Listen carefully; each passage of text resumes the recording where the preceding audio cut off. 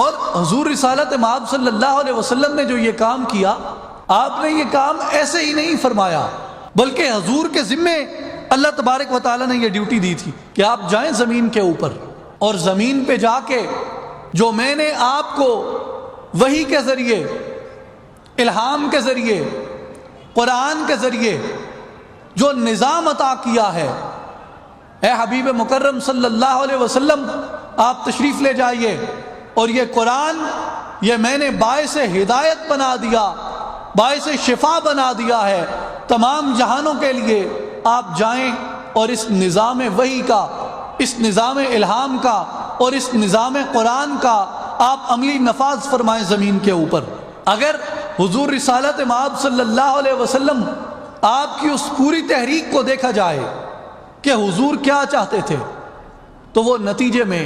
ہمیں یہی پتہ چلتا ہے کہ حضور اس زمین کے اوپر وحی کے نظام کا نفاذ چاہتے تھے، اللہ کے دین کا نفاذ چاہتے تھے۔ اور حضور نے اعلان نبوت کے بعد اپنی تمام زندگی مبارک، اپنی تمام حیات طیبہ اسی نظام وحی کی خاطر آپ نے صرف فرمائی۔ اور یہ ایک بات یاد رکھنے کی ہے کہ زمین کے اوپر